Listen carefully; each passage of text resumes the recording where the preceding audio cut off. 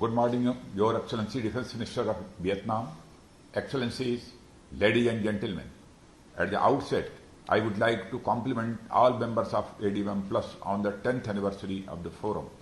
Would also like to make special mention of Vietnam, the chair of ADM Plus, for the extraordinary efforts to commemorate this occasion. It is only appropriate that the celebrations of the 10th anniversary take place where the first ADM Plus meeting took place on 12th October 2010. Amid the current regional environment with visible strains, we appreciate the central role of ASEAN-led forums, including ADM Plus, in promoting dialogue and engagement towards the pluralistic, cooperative security order in Asia. The ADM Plus has grown in the last decade to become the fulcrum of peace, stability, and rules-based order in this region. The concepts of Vasudhaiva Kutumbakam, the whole world is one family, and Sarva Bhavan Sarve Bhavantu Sukhina, all be at peace, are the core of the Indian civilization and culture. Therefore, inclusively, equality and openness are the principles underlining this concept. As we enhance mutual trust and confidence, exercising self-restraint in the conduct of activities and avoiding actions that may further complicate the situation, will go a long way in bringing sustained peace to the region. The ASEAN outlook on the Indo-Pacific underscores the impetus to cultivate strategic trust and continuously promote ASEAN centrality in the regional architecture. Our collective achievement in the past decade has been remarkable in advancing multilateral cooperation through strategic dialogue and practical security cooperation. Our composition is another pillar of our strength, as it includes defense ministers of 18 key countries that are major stakeholders in the regional security dynamic. Our 7 expert working groups, co-chaired by the ASEAN and 1+ country on a rotational basis, have resulted in sharing of best practices in key domains. Exercises in maritime security, humanitarian aid and disaster relief, counter-terrorism and peacekeeping operations bring together militaries of the members of jointly train and build confidence. The experts working group on humanitarian mine action promotes practical and effective cooperation in dealing with consequences of explosive remnants of war in the region. Cyber security and military medicine are at the forefront of our challenges today. Another notable step has been the adoption of the concept paper on expanding ASEAN direct communication infrastructure to the plus countries. We also need to continue our efforts to address the threats of bioterrorism, translational trafficking, and pandemic diseases.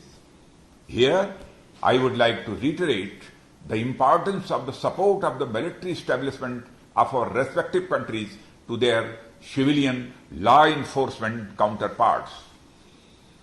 Our joint statement on advancing partnership for sustainable security in 2019 reflected the commitment of the ADM Plus defense ministers to the maintenance of regional peace, stability, and security.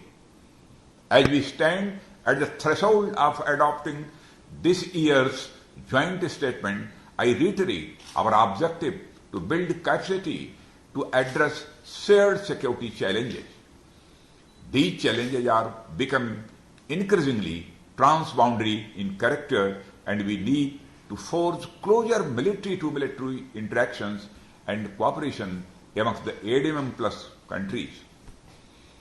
The conduct of field training exercises and tabletop exercises amongst the ADMM Plus countries are important tools for us to understand each other, cooperate to enhance security and maintain peace in the region. Ladies and gentlemen, the relevance of ADMM Plus in the future remains defined by the important role we play in bringing diverse countries together towards a common goal. Our ability to collectively respond to challenges in the region based on the fundamentals of freedom, inclusivity, and openness will define our future. Threats to the rules-based order, maritime security, cyber-related crimes, and terrorism, just to name a few, remain the challenges that we need to address as a forum. Amongst the new challenges that have emerged, COVID-19 has changed the world and left us many hurdles to overcome. Unfortunately, the disruptive effect of the pandemic is still unfolding. The challenge is therefore to make sure that the world economy moves on the path of recovery, and when it does gather steam, to ensure that the recovery leaves no one behind. It has forced us all to reassess our healthcare infrastructure, focus on availability and affordability of vaccines and medicines, development of reliable supply chains, and highlighted the need for a strong collaboration in medical research. Since the virus does not respect national boundaries, the response to the pandemic also needs to be collective and collaborative. We are also aware of the efforts of our ASEAN friends in fighting this pandemic. It is our common challenge which requires endeavors at all levels. We appreciate efforts of all the participants and are constantly looking at imbibing the best practices as institutionalized by the members in fighting COVID-19. Finally, I would like to conclude by thanking Vietnam, the chair of the ADMM Plus 2020, for the conduct of the 10th anniversary celebrations of the ADMM Plus. I am also grateful for the opportunity that the chair has given me to express views to mark this landmark occasion. Thank you. Jai Hind.